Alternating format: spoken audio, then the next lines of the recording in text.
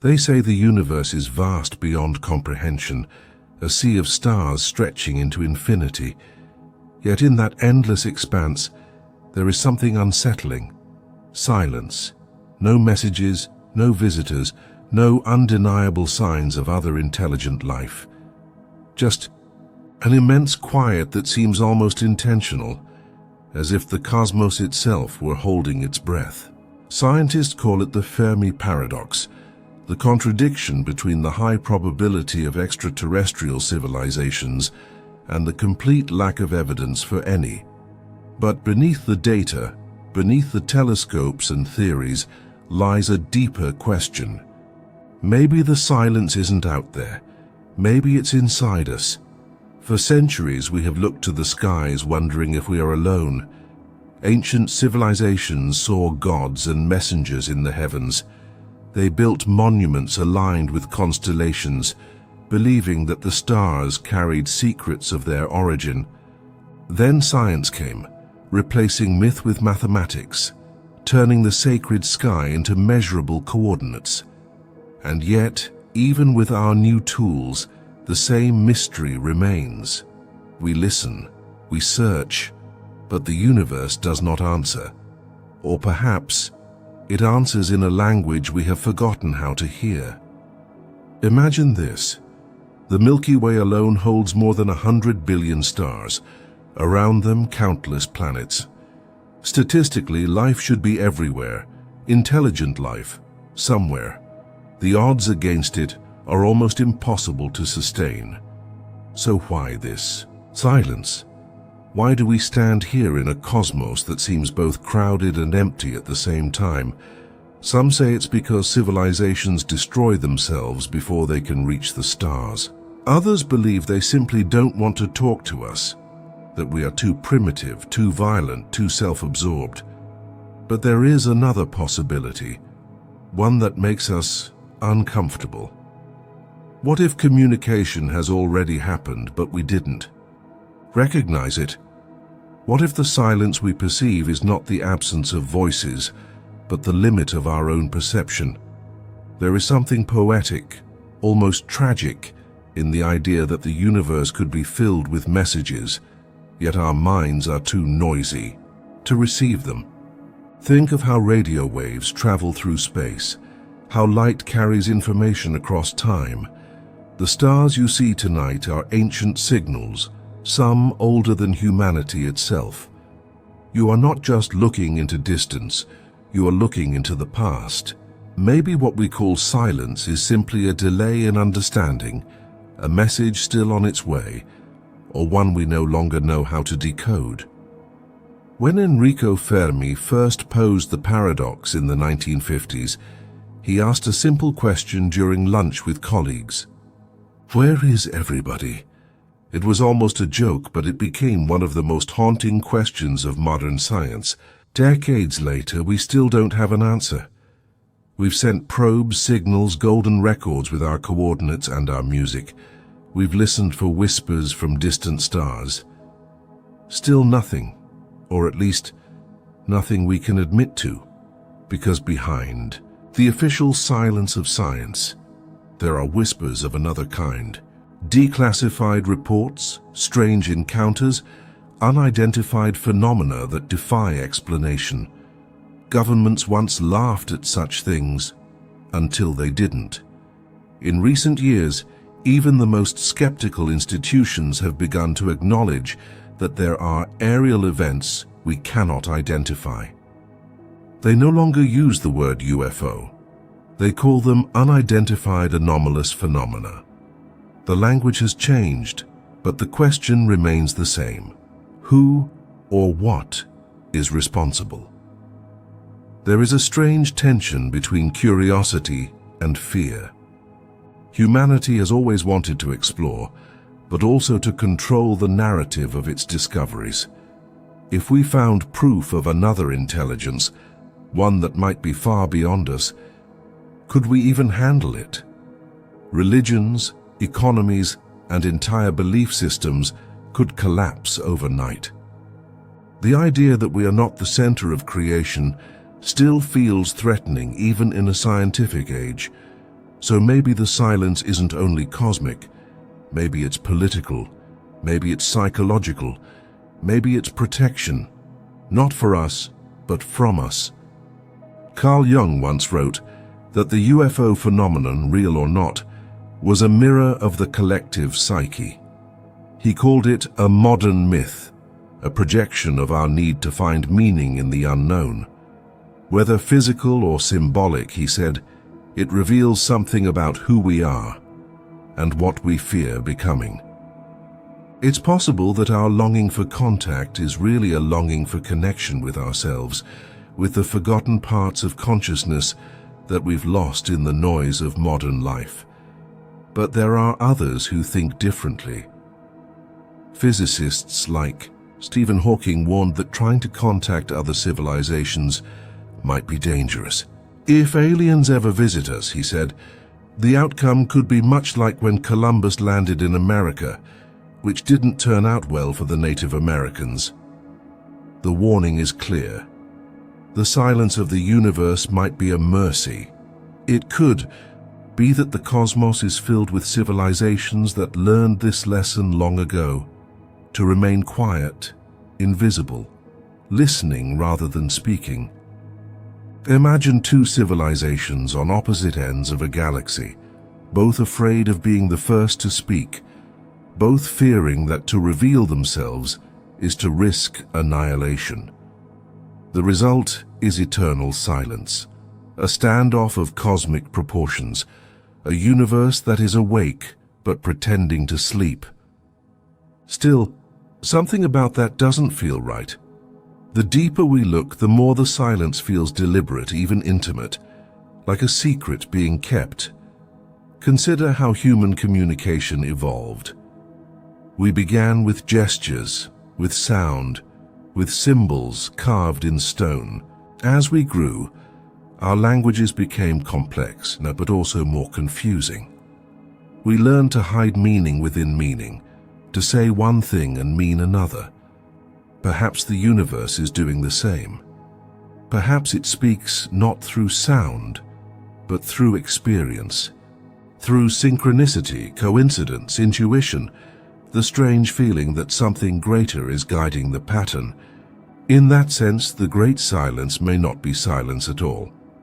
It might be a form of communication so vast and subtle that it doesn't need words.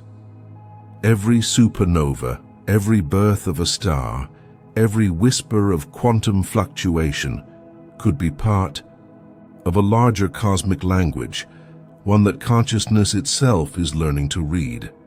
Robert Lanza, in his theory of biocentrism, suggests that life and consciousness are not byproducts of the universe, but its very foundation. According to this view, the observer doesn't just witness reality, the observer creates it. If that's true, then perhaps the silence we hear is the echo of our own limited awareness. We are listening outward, when the signal may be inward. Think about dreams. Within them, entire worlds exist. Landscapes, people, events, all created by the mind. They feel real until we wake up. What if the universe functions similarly? What if it is not an external mechanism, but a shared dream of consciousness exploring itself? In that case, the search for alien life becomes the search for other versions of our own awareness scattered across the cosmic field. The great silence would then be not the absence of others, but the oneness of everything. Yet humans crave proof. We want data, signals, measurable outcomes. We trust telescopes more than intuition, numbers more than wonder. And that's understandable. Our science has brought us far.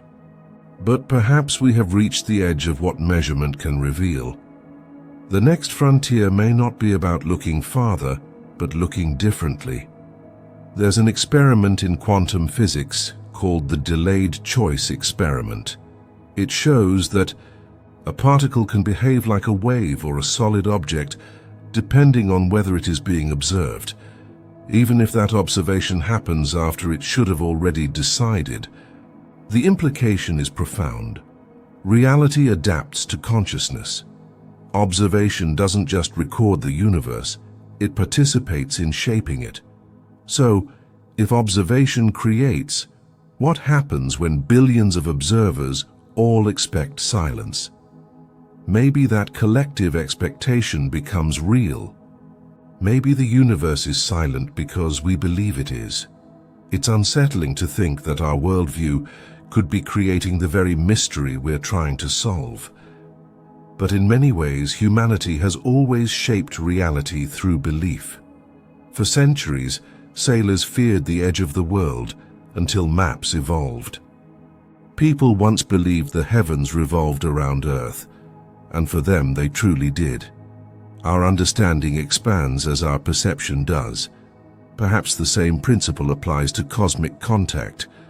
When we are ready to perceive it, it will have been there all along. There is also the psychological aspect, the fear of the unknown. Silence can be terrifying because it leaves room for imagination. When you stare into a dark room, your mind fills it with shapes and stories. The great silence does the same on a cosmic scale.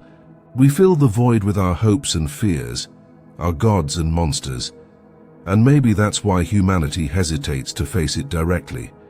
Because deep down, we suspect that what we might find is a reflection of ourselves. Throughout history, whenever we discovered something greater than us, the ocean, the atom, the mind, it changed everything. Each discovery forced us to redefine who we are. The idea of intelligent life beyond Earth would do the same. It would challenge the foundations of religion, politics, and even identity. We would no longer be a single species on a small planet. We would be participants in a galactic story we barely understand. That realization requires humility, and humanity isn't always ready for that. So we call it silence, and we keep our telescopes pointed outward, pretending not to hear the quiet hum that vibrates beneath everything. Because acknowledging it would mean admitting that we are part of something infinite, and that the boundary between us and it might not exist at all. But maybe in some subtle way we already feel it. The awe we sense when we look at the stars, the unexplainable moments of déjà vu, the instinct that tells us we're being watched, not in fear but in recognition. These could be faint traces of that larger connection, the universe's way of saying, I'm here, without breaking the silence. In a world filled with noise, digital, social, emotional, true silence is almost sacred. Perhaps the great silence of the universe isn't a void, but a mirror. A reminder that before we can hear other voices, we must first learn to listen to our own. Because maybe the first step to cosmic communication isn't sending signals into space, but rediscovering the frequency of consciousness itself. As the night sky unfolds, one thing becomes clear. We are surrounded by mystery, not emptiness. And in that mystery, something is listening back. When scientists talk about the great silence, they often describe it in technical terms: equations, probabilities, filters of survival. But there is a point where data ends and philosophy begins. The silence of the cosmos is not only an astronomical problem, it is a spiritual one. Because behind the question of where is everybody lies another question. Who are we that we expect an answer? Maybe humanity's search for other intelligence is a reflection of its loneliness. For all our progress and technology, we remain creatures yearning for belonging. We stare into the night sky not just to explore, but to remember. We hope that somewhere out there someone is doing the same, looking toward us, wondering if they are alone too. That yearning may be the most human thing of all, but what if the silence is not rejection? What if it's invitation? In nature, silence often means observation. The forest falls quiet when something approaches. The universe might be doing the same. Maybe it's waiting to see how we evolve before it decides to respond. Consider how we treat each other on this planet. We divide ourselves by borders, beliefs, and ideologies. We build walls, both visible and invisible. If a civilization beyond Earth has achieved harmony, empathy, or balance, what would they think of us? Would they risk contact, knowing that history shows we fear what we don't control? Perhaps the cosmic silence is a kind of quarantine, not as punishment but as protection, giving us time to grow. There's a theory called the zoo hypothesis. It suggests that advanced civilizations know about us, but choose not to interfere, the way zookeepers observe animals without disturbing their habitat. To us that might sound condescending, but maybe it's compassion. If you saw a species still learning how to live without destroying its own world, would you approach them, or wait until they stopped hurting themselves? It's uncomfortable to imagine that we might be the youngest, most immature civilization in the galaxy. But when you look at what we do to our planet, our species, even our thoughts, it's hard to deny that we are still learning what it means to be conscious. Maybe contact will happen only when consciousness itself evolves, not technology. When our frequency changes from fear to understanding, the silence then could be part of a larger design. A mirror forcing us to confront our behavior before we're allowed to meet anyone else. Because contact, if it ever happens, won't be an event. It will be a transformation, and yet we are already surrounded by signs that challenge the boundaries of what we call normal. Strange signals captured by telescopes, bursts of radio waves lasting milliseconds, coming from billions of light years away. Scientists call them FRBs, fast radio bursts. Some repeat, some don't. Their source remains unknown. They could be natural. They could be artificial. The truth is, no one knows. Every time we think we understand the universe, it humbles us again. In 1977, a researcher named Jerry Eman recorded a narrow-band radio signal coming from the constellation Sagittarius. It lasted just 72 seconds. He circled it on the printout and wrote one word beside it: wow. It's still known as the wow signal, and to this day it has never been explained. That was nearly half a century ago. In human terms, a long time. In cosmic terms, a blink. Maybe the great silence isn't complete. Maybe it's filled with whispers we're only beginning to notice. But our instruments can only detect what our minds are prepared to recognize. If consciousness truly plays a role in perception, as quantum mechanics suggests, then the signal might depend as much on our awareness as on our technology. Think of how animals perceive the world. A dog hears frequencies we cannot. A bee sees colors we don't. Their reality is different, yet equally real. Perhaps the same applies to cosmic communication. Maybe we're looking in the wrong spectrum, not of light or sound, but of consciousness. Maybe the great silence is a frequency we've yet to tune into. There's something deeply ironic about humanity's position. We send machines to explore other planets, yet we struggle to explore our own minds. We search for intelligent life, while barely understanding what intelligence truly means. We want contact, but we can't maintain connection. Not with the Earth, not with each other, sometimes not even with ourselves. The silence of the universe might be reflecting that disconnection, like an echo returning from a distance we created. What if the universe is waiting for coherence, for harmony among us, before it responds? In physics, resonance occurs when two frequencies align. The louder signal doesn't force the quieter one. They merge naturally through synchronization. Maybe cosmic contact requires the same. A resonance of consciousness. And until we reach it, silence remains. Some thinkers propose that we already live in a kind of simulation, a vast field of information where everything, from galaxies to thoughts, is part of the same code. If that's true, then the silence could be a firewall, a boundary designed not to limit us, but to protect the integrity of the system. Perhaps the universe hides its deeper layers until consciousness matures enough to access them. It's like a child locked out of a dangerous room, not as punishment but as preparation. Even ancient wisdom traditions seem to echo this idea in different forms. Mystics spoke of veils between worlds, dimensions that cannot be entered without purification of intention. They described guardians of thresholds, metaphors for the moral and spiritual readiness needed to perceive higher realities. Maybe the Great Silence is one of those thresholds, the pause before a revelation we're not yet able to absorb.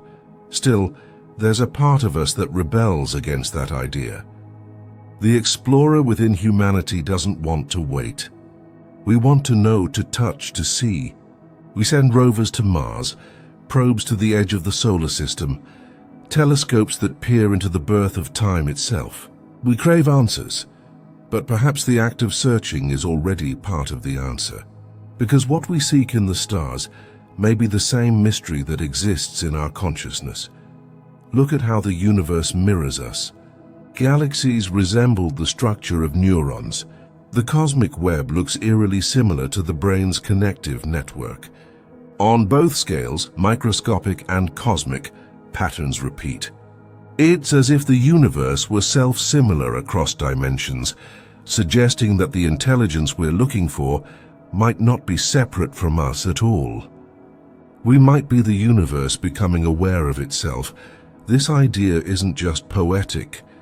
It's consistent with many principles of modern science. In physics, there's no true separation, only relationships between fields of energy. In biology, life evolves toward greater complexity and cooperation. In psychology, consciousness expands through integration, not division. Every layer of existence seems to point toward unity, yet humanity keeps chasing otherness. We want aliens while the universe keeps offering mirrors.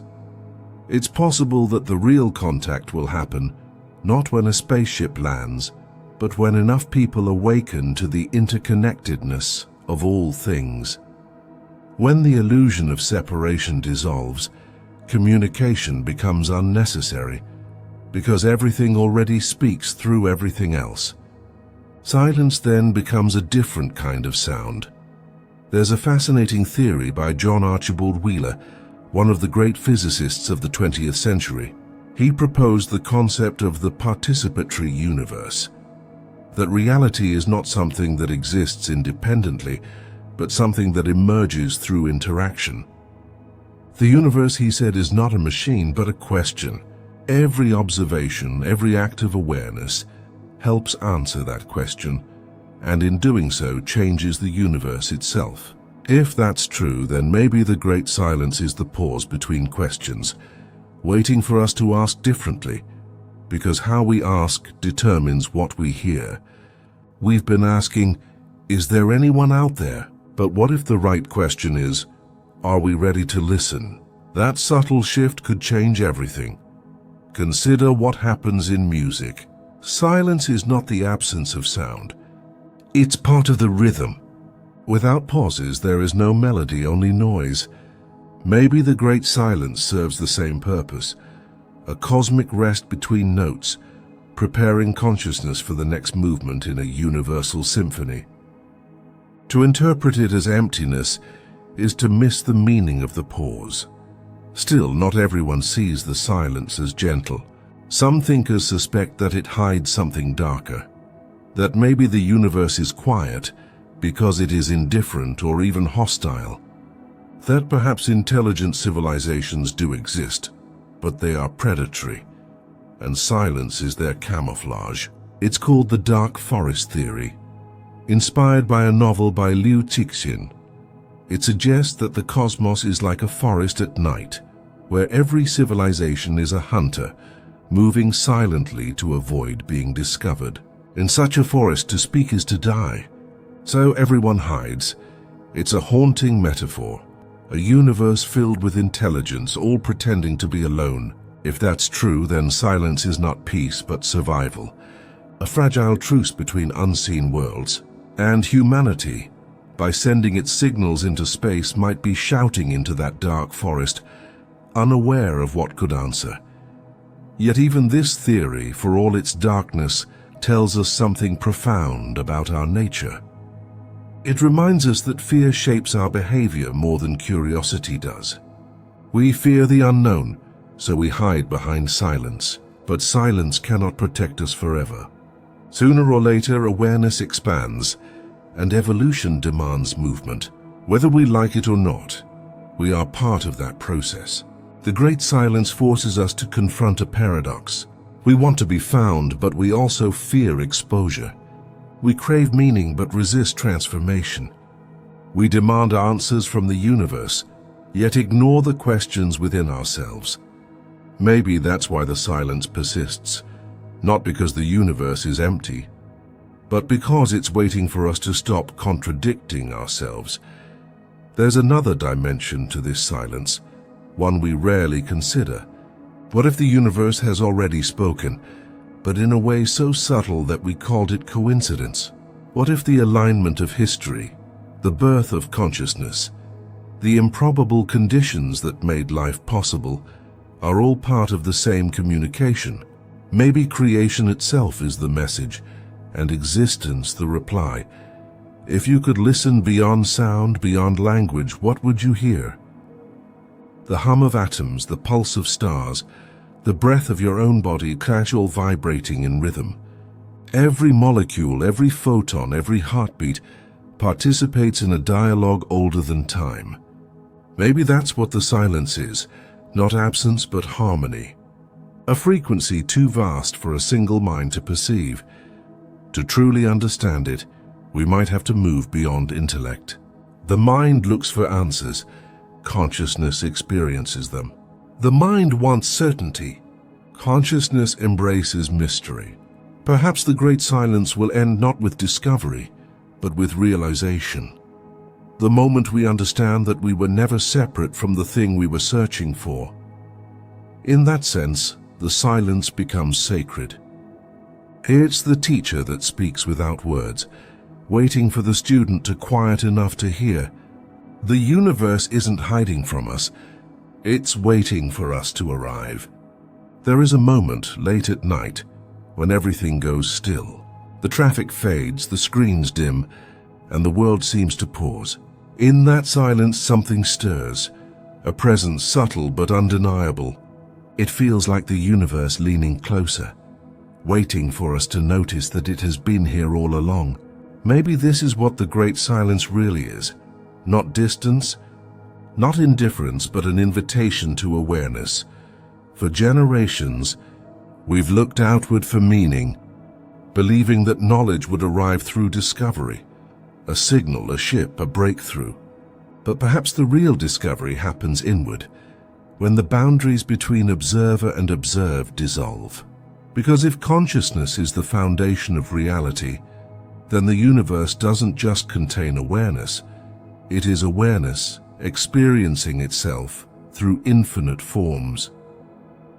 Think of what that means. Every act of perception, every thought, every dream adds to the unfolding of existence.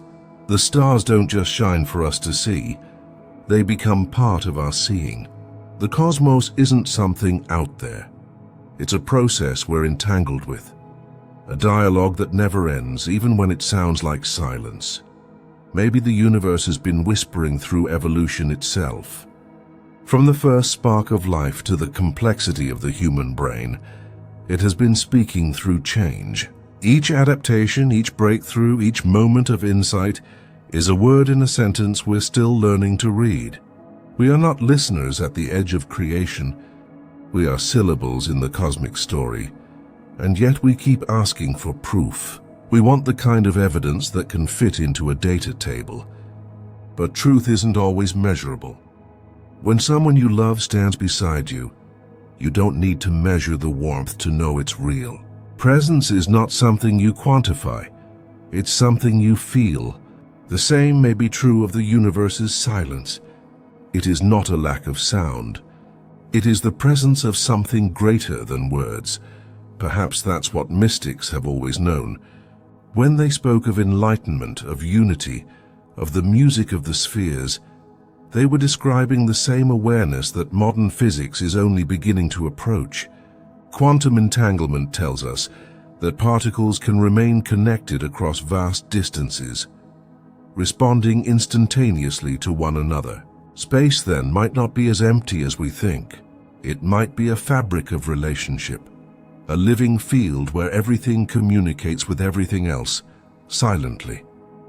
If that's true, then the great silence is the voice of that connection. It doesn't speak in sound because it doesn't need to. It speaks through synchronicity, through timing, through the gentle alignment of events that seem too perfect to be random. When something inside you feels guided, when paths cross at the exact moment they should, when the universe feels almost alive, that may be the echo of a conversation older than time.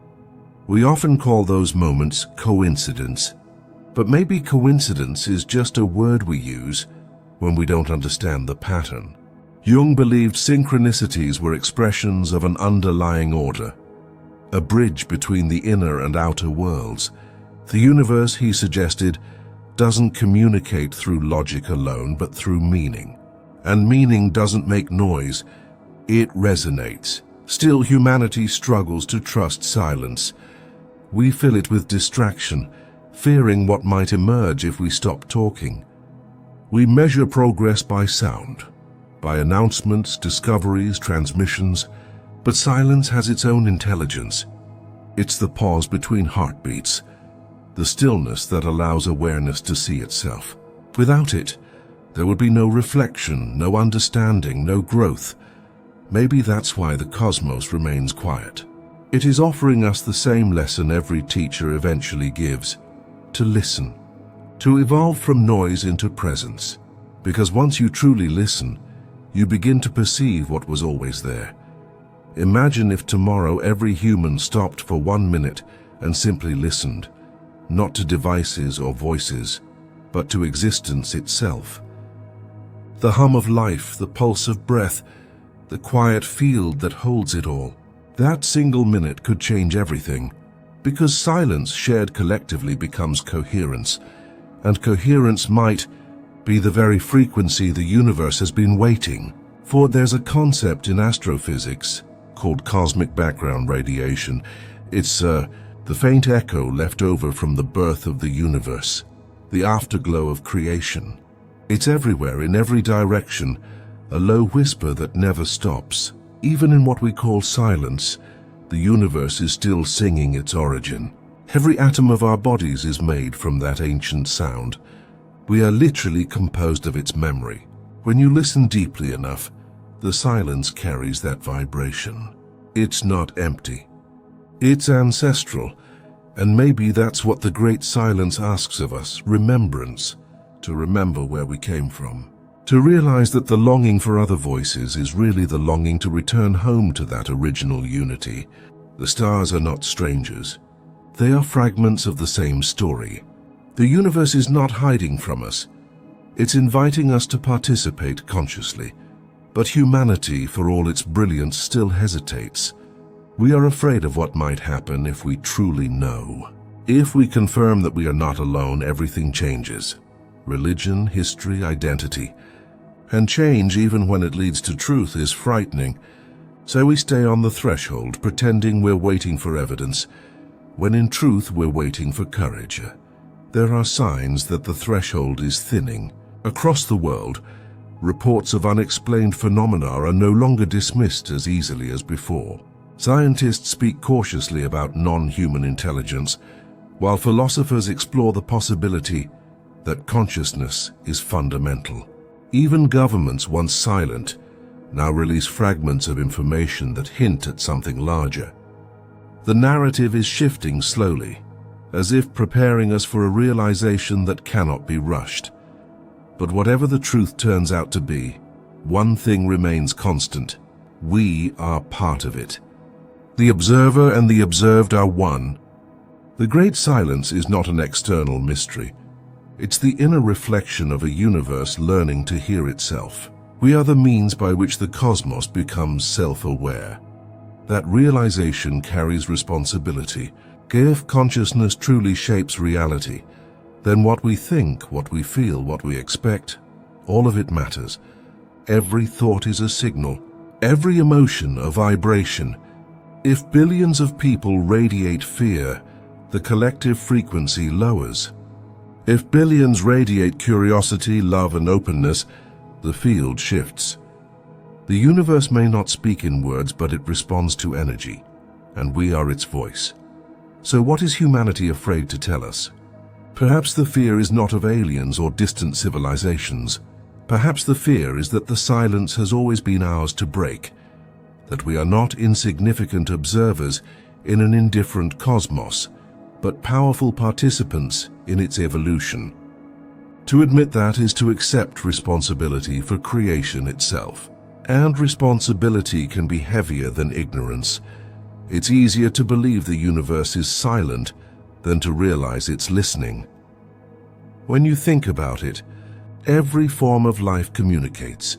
Trees through their roots, whales through vibrations across oceans, even bacteria through chemical signals. The universe might simply operate on a timescale we can't comprehend. What feels like silence to us could be conversation to a being that measures time in millennia. Maybe we've been demanding instant replies from a cosmos that speaks in epochs. The ancient mystics had a word for this patience: kairos, the right moment. They believed that revelation doesn't happen when we want it, but when the moment ripens. Perhaps the universe is waiting for our collective consciousness to mature, for our hearts to catch up with our minds. Because contact without compassion would only repeat our oldest mistakes, just on a larger stage. So the silence continues, not as punishment, but as preparation. Every discovery we make, every telescope we build, every question we ask refines our readiness. One day the stillness may break, not with thunder but with understanding. Our quiet recognition that we have been in dialogue all along. Maybe it will happen not in a laboratory, but in a moment of awe, a sunrise, a heartbeat, a dream that feels too real to dismiss. Maybe the first true message will not come through radio waves, but through a shift in perception, when humanity realizes that consciousness is the signal and love its carrier wave. Until then, we remain in this exquisite tension between wonder and fear, science and spirit, noise and silence. It is a sacred pause in the universe's breath, and within it everything is possible. So when you look at the stars tonight, don't listen for words. Listen for presence. Feel the vibration that hums beneath thought, beneath space, beneath the illusion of emptiness. That is not silence. That is the universe speaking in its oldest language, awareness. And when you hear it, even for a moment, you'll understand. The great silence was never out there. It was within us, waiting for us to listen.